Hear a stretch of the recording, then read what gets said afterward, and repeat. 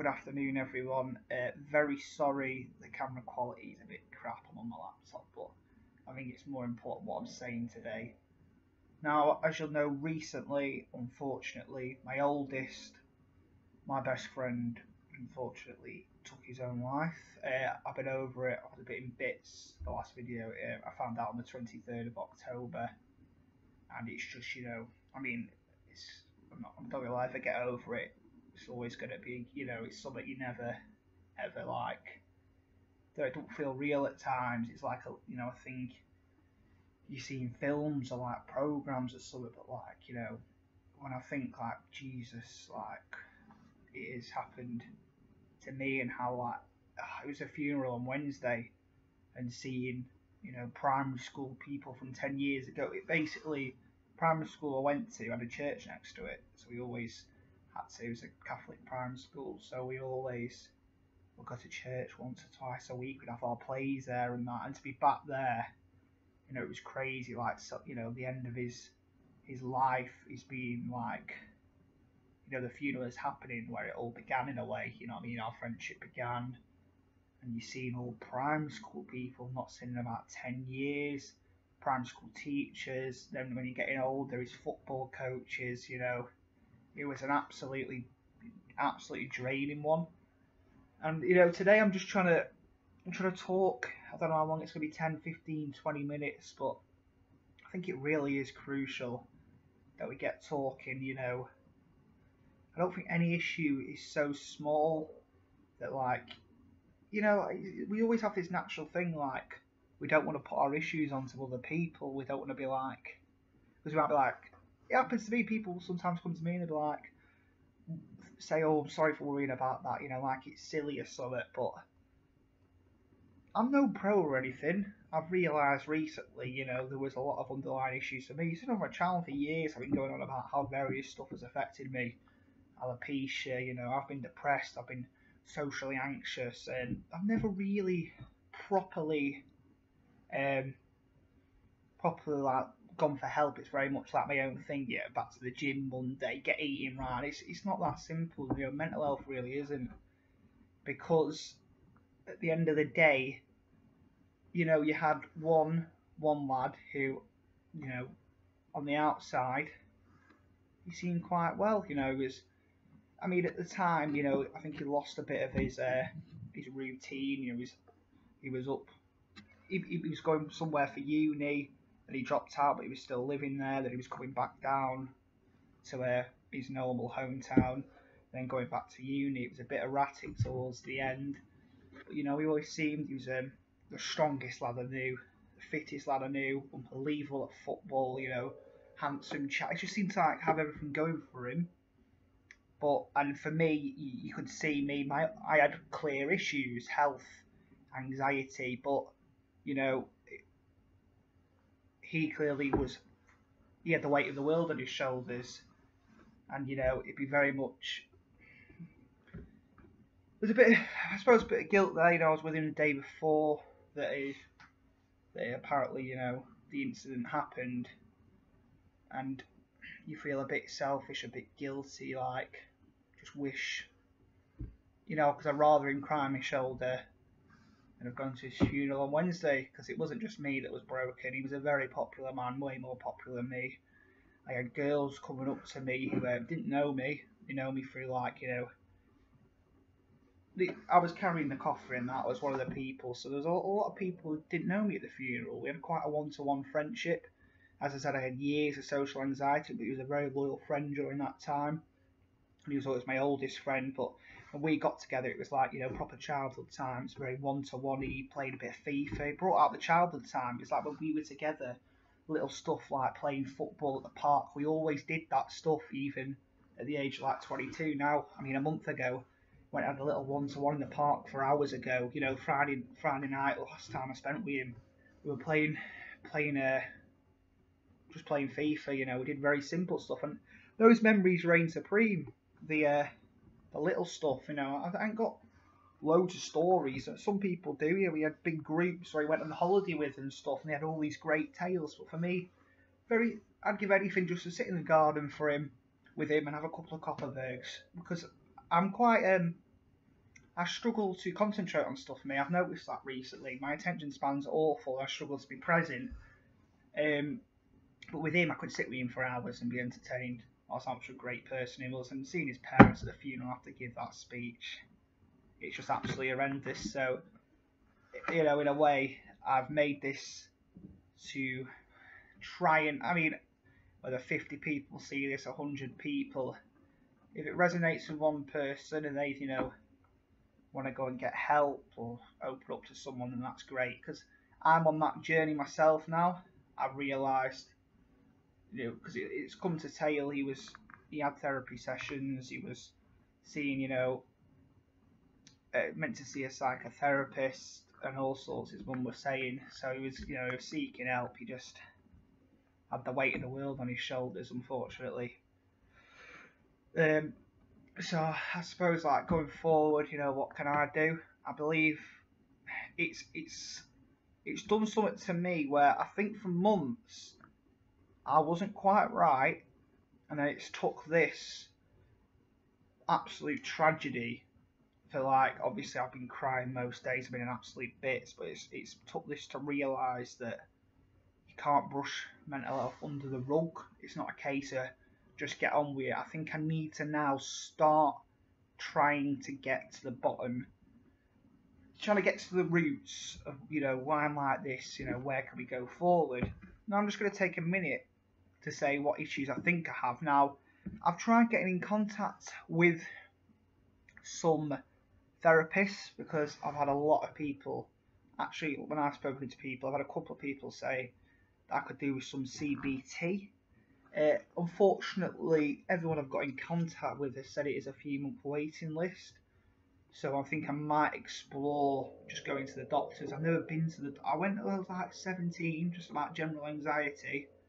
But I think it might be good to go again, because the doctors try and open up a little bit more to a professional, because I'm often, on camera talking, and maybe I'll say something to an odd friend or a parent, but I think, maybe professional getting into my mindset might help. Now I'm just going to go over a few current issues that I think I've had going on, see if anyone relates to this. I've noticed for a couple of months, and one thing really coming to mind is I've always been a bad overthinker. My ability to stay present. When I was like, 5-6 years ago, I was at sixth form, I'd be very easily pleased, very easily happy. I could, say there'd be like a wrestling show on. I love wrestling, so I was about 18. Say it was like a wrestling show after the night before, I could come home, sit through it for 5 hours and be like absolutely into every match. I know if the introduction of TikTok, little YouTube videos, my mind's going to 50 different places during a 5-minute YouTube video. And this present thing's becoming an issue.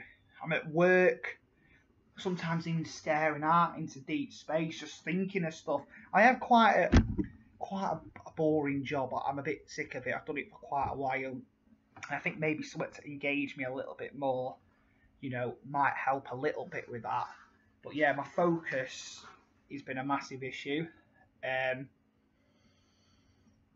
But I do think routine is important at the same time, so I don't want to leave this job until I have another one lined up, because as much as I've been down and that, I think going to bed at a certain time every night, getting up at a certain time every day, I think is vital. I really do, at least. Even though when I'm at my work, I'm a right moody bugger and I don't enjoy it, I think having something just to occupy the mind a little bit, just to get you up, get you out of the house, a schedule, I think is quite important for mental health. I don't think my mate had that at the end. So I think that is important. A bit of one, but like this one's a tough one to talk about, because it's quite a humiliating issue. But we're touching on this issue of not being very present. It's mixed a little bit into self-doubt, and this is very, very weird to say on camera, because like I say, there could be 100, 200 that watch this. To openly admit to this is a very, very, it's a bit of a tough one. I'm just trying my best to talk about what issues I have, so that maybe some people watching don't feel alone, or some people get something out of it. Like, you know, I think there is a way of making every little thing, addressing the issues, and then trying to think of a path to, you know, overcome them. I think is quite important, rather than just thinking I've got this issue, I need to put up with it forever. Because that's what I've had for a while. It's been like, got these issues, just got to get on with it. But I don't know if that's the best way. I think trying to address these issues is decent. So I'm going to go into quite an embarrassing one. I have it's been like this for a while. An issue, I think, in relationships with intimacy. Now, I've been, clubbing in the past. I've been on the old dating apps, and I've known it's in the last year. I've not done too bad on them. I like to think I'm a nice chap. I'm quite confident on dates, to be honest. I have a bit of a crack and joke. I can be funny, and then I've had a couple of occasions with very attractive women, but then I get into the bedroom and it goes from feeling confident. I'm very attracted to these women, very attracted, and then suddenly, when you're in the moment, becoming a bit overwhelmed, self-doubt kicking in, because we know I've mentioned that on the channel for ages. I mean, I've got a few spots from prednisolone, and I keep looking in the mirror thinking, bloody hell, you ugly bastard, with my eyebrows. I'm checking them all the time, so I've noticed little hairs with my alopecia and that. But yeah, I get in there, and then boom, the mind just erupts, like, you're gonna bugger this up, or like, you know what I mean, just literally performance anxiety, and then you lose your erection. Simple as that. And then when that happens, instead of just relaxing, trying to, I've seen all the videos, calming down, because you need to switch off your fight or flight and getting back into it, focusing on the woman, and that. I just start getting more and more like if you ever seen In-Betweeners, Simon the In-Betweeners has an absolute meltdown. It happens every time, to the point where it's getting like every time now I'm just thinking I'm going to fuck it up. And then when that's on the mind, you're not in the moment.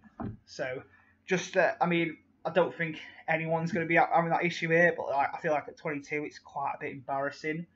So like, maybe CBT into that. I've downloaded a little app. So like, again though, I think that's from this, I've even filled out a few forms that say I might be ADHD or something, because I realised recently I'm flipping off the handle a lot. Like, I went to the hospital with my parents, and it weren't even that. Basically, my nephrotic syndrome, when I'm leaking protein into my piss, it has returned.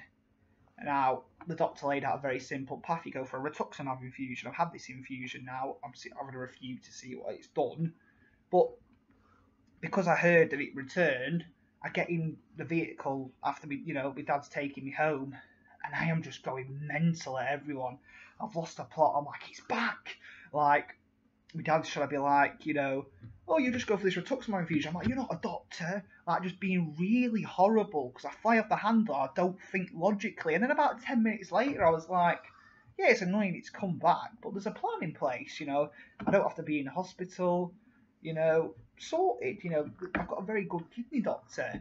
And I'm not even stressed about that now, but in the moment, absolutely erupting. As I can say, I cannot concentrate on anything. I can't. My enjoyment for things has gone. I quit football. There's not really. Maybe I need a new passion. I love boxing. Well, when I can get into it, which is in bursts. But like, maybe hitting some pads, you get a bit of frustration out. Obviously, with my health issues, probably not wise to be sparring. But I think maybe boxing could be something for me to get into. But the issue with that is, obviously, I don't really want to go on my own. It's quite nerve-wracking, but I suppose it's something you've got to get over. I think my path is I need a new hobby, something to put a bit of energy to, a bit of, I think maybe a new job, something that, entertains me a little bit more. I think focusing on my health, getting that back on track. I've been eating like crap for ages. just love eating like crap, like not a lot of nutrition. That won't help the spots either. And I do think doctors are probably as much as I'm dreading this, because I have a tendency with doctors to be like, yeah, how you doing? Everything's fine. And 9 times out of 10 it's not, but it's just my natural thing. You put a doctor in front of me, I don't know if they have some fear of like being, I just hate being in hospitals, to be honest. So like, it's always my thing when they come round each day, when you're staying in for like 3 weeks, how you doing? I'm absolutely fine, you're just trying to get home, because like, I do not like spending a night in hospital. So, but like, I suppose in regards to my mental health, I need to try and be open and honest with the doctor. Maybe keep looking for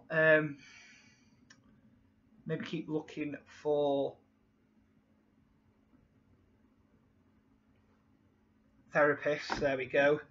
Because I think it would be good to have that CBT. Obviously, a girl who, after I had a little breakdown regarding my own psychological erectile dysfunction, she was like, probably do you good. I've got like an app where like, but I don't know if an app is gonna. I need to talk to an actual person one-on-one. I think that issue might take a little bit to get over. So I think it's a mixture of self-doubt. Still some alopecia that like. I always think, even with football, in the last couple of months I was playing football, I didn't want the ball. You put me in an environment, say 10 mates are going for a kickabout, we're playing cuppies, we're playing five-a-side, I guarantee you I'll be a little baller. I'll be honest. You put me in a chilled environment with no pressure, you put me in a little bit of pressure, don't want to be on the pitch. Don't give the ball, you're going to fuck up. You're going to give the ball away. Everyone's going to take the piss. Everyone's going to shout at you. That's what goes through my head during 11-a-side games. So I've quit that anyway. But, no confidence in myself whatsoever. This self-doubt, never feeling good enough.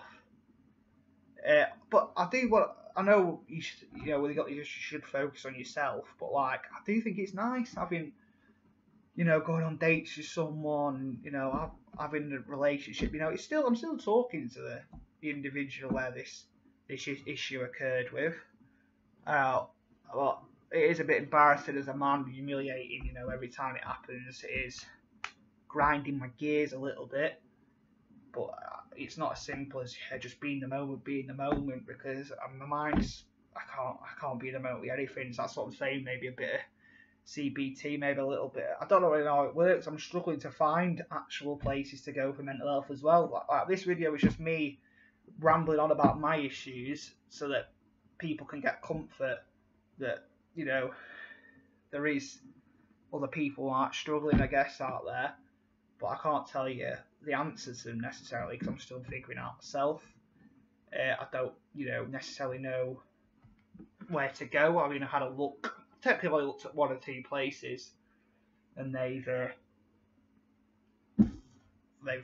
it's going to be a couple of months late, unfortunately. So, I mean, I could add myself to the waiting list and get a doctor in the meantime.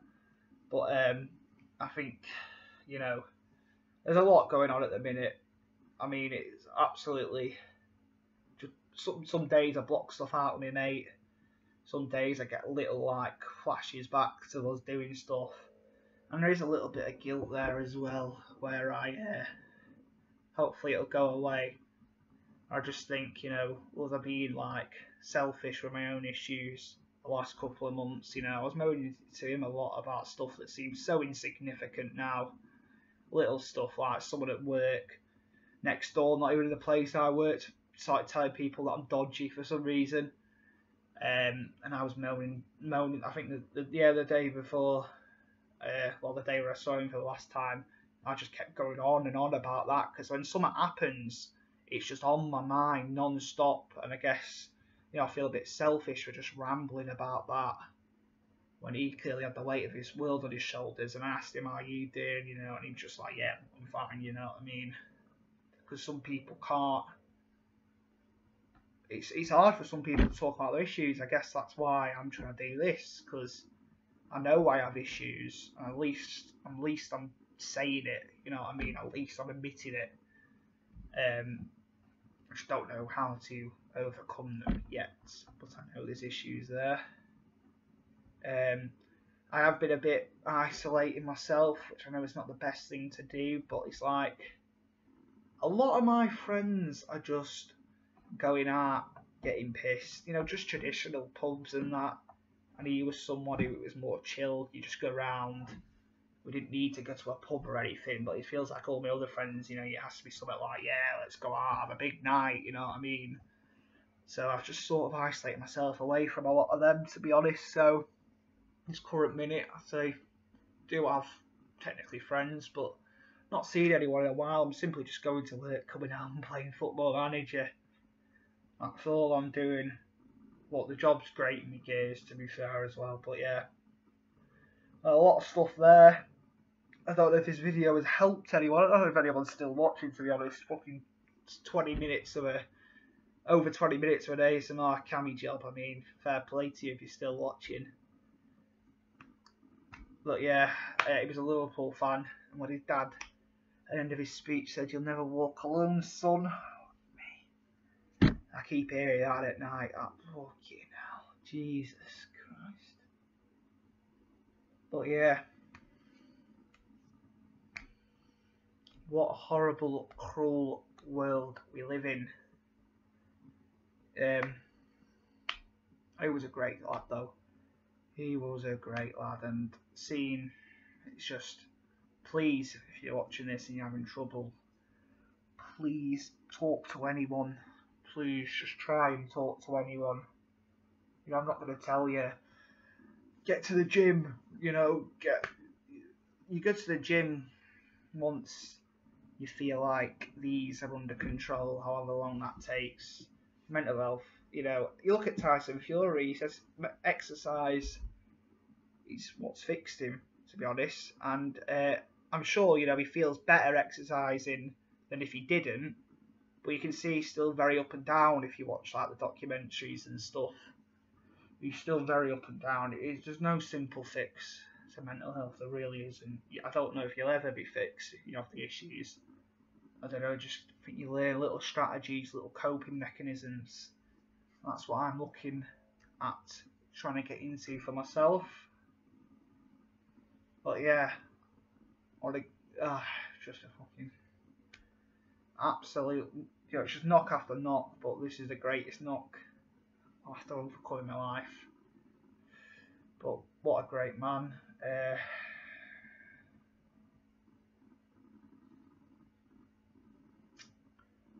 Bloody hell, eh? I think I'm going to call it there. I don't know what the structure was like to this video, but please, everyone, look after yourselves. Bye bye.